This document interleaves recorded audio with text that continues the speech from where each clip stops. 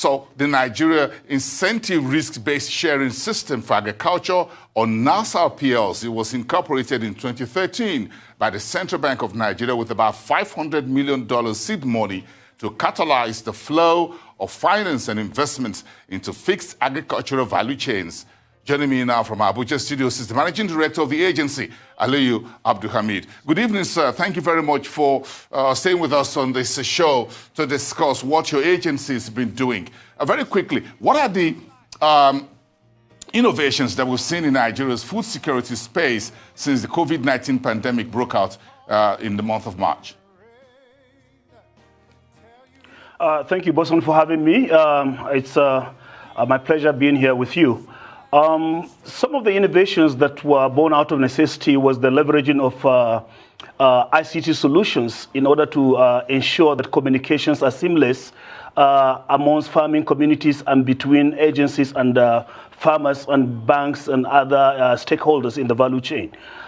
This is extremely important, but particularly for NIRSAL, we were able to create a model, what we call the agro-geo-cooperative model, that stands on the theory that when farmers are scattered and they are not structured and they do suboptimal kind of agricultural production, they will never be able to access finance in a way that can really bring about a step change in the agricultural economy. So we created the agro-geo-cooperative model that even at the pilot stage, we were able to create about 2,300 of such geo-cooperative of 250 hectares.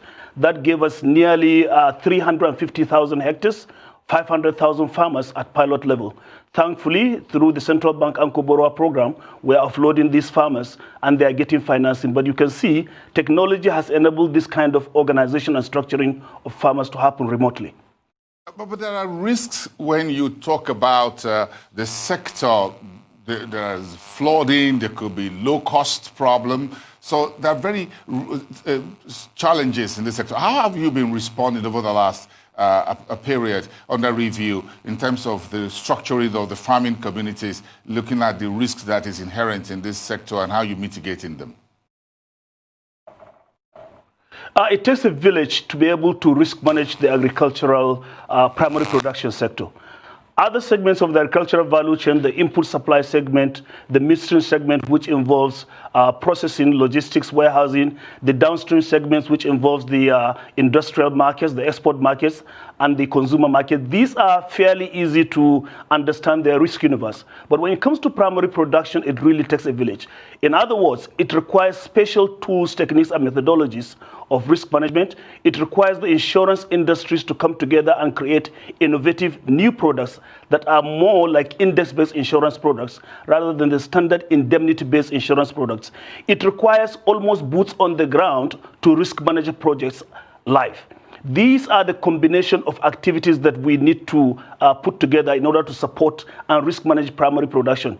The thing is, if you don't put those tools, techniques, technologies, and boots on ground to support primary production involving millions of farmers scattered over the geography of Nigeria, it is difficult to convince finance to see clarity in order to leverage the balance sheet of banks. So it is absolutely necessary to link the elements of the value chain, to de-risk the entire value chain, and to make the agricultural value chain acceptable and risk acceptable to the finance sector. Otherwise, the risk acceptance criteria for banks to be able to finance primary production involving farmers will not be easy for farmers to meet, except there's third-party intervention. And that is exactly what the central bank achieved by creating NIRSAL to do that heavy lifting.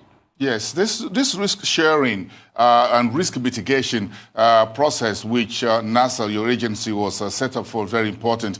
But funding is also important, I'm sure you know that. So agribusiness, in the first half of the year, how much has NIRSAL facilitated? There's normally a lull in Q1 activities across all sectors of the economy. It so happened that nobody had the prognosis to know that COVID will hit us from Q2. So as we were about to pick up on the commitments of banks last year, through the NIRSAL window, we had an aggregate commitment of 160 billion naira across about 18 commercial banks in Nigeria, looking towards 2020 to begin to disburse under the NIRSAL guarantee mechanism. But then, lo and behold, COVID came in. But even in spite of that, through our remote support and activities, were able to leverage, in spite of the COVID challenges, up to about 18 billion in the first and second quarter. We hope that with now the ease in the ease of the restrictions of the lockdown, we hope to leverage more of such financing and be able to boost our target for this year to about 40 billion, in spite of the COVID condition.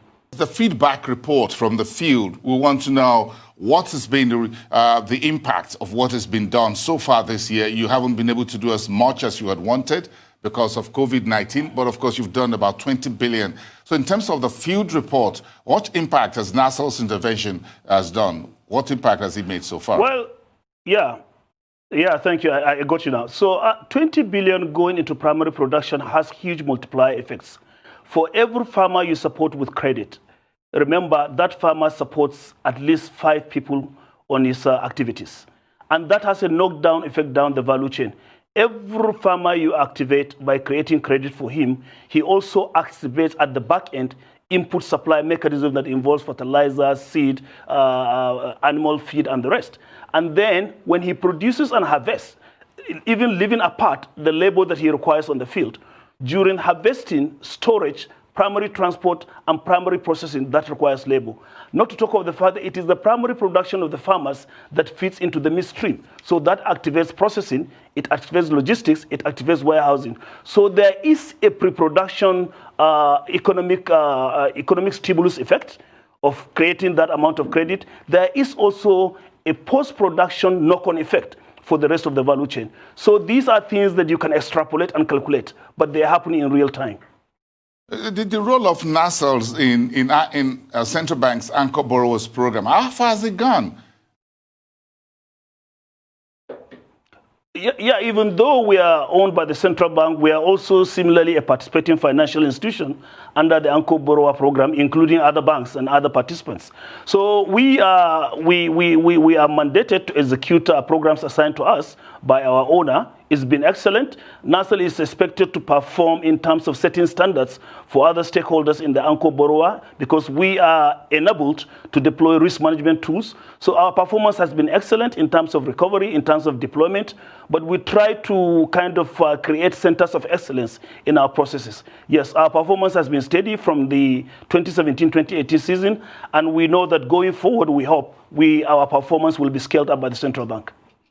I'm going to ask you the final question about your outlook for the rest of 2020. And very importantly, if there are lessons that you've learned within the first 6 months or 7 months of this year, we're now effectively down the month of July, that will help you move on to the rest of the year, looking at the fact that the pandemic or the virus is still around, government is still trying to manage it whichever way it's done. So I'm sure you will have spoken with the farmers, you would have spoken to those within the value chain. So what lessons have you learned here that will help NIRSAL improve your intervention? So starting with the outlook, I think the Nigerian economic outlook will have to be juxtaposed with the global economic outlook under the COVID or post-COVID economic environment that we're likely to see. When you look at the global economic situation as it is today, you realize that political economy decisions that are being taken by major powers, by advanced economies, by emerging economies like China and the US, and those political economy decisions have knock-on effects on economies in Africa, sub-Saharan Africa, particularly Nigeria. It has a knock-on effect on our capital flows. It has a knock-on effect on diaspora remittances. It has a knock-on effect itself on even our exchange, our cost of capital within the country. Those things will affect the cost of capital, interest rates, exchange rates, inflation rates. It will affect our financial markets in terms of the equities market, the fixed income market. It will also likely affect the total credit available to the economy, which will knock on output. It will knock on expenditures and income, which will have a total effect on the economy. So with that said, we believe that within this challenging environment lies in an opportunity as well. Don't forget, most economies have imposed export restrictions of their food commodities, and therefore everyone is on his own. Nigeria cannot be left alone. Thankfully, the fiscal authorities and the monetary authorities, Central Bank of Nigeria, have been able to come up with excellent policies that are really, really amenable to agricultural development. And we are ready, together with the farmers and stakeholders, to take advantage of this slew of policy options that the fiscal authorities and the monetary authorities are bringing up. And that is good for agriculture. For example, linkages along the value chain, ensuring that the market approach is adopted, ensuring that primary production is structured so that it is optimized, ensuring that processing is linked to primary production is linked to input, and all of them working together can create a very seamless risk control environment for financing to happen. This is the kind of outlook we're looking at. Well, thank you for your time this evening. Aliyu Abdulhameed, the Managing Director at NIRSAL Plc. We appreciate your time speaking with us.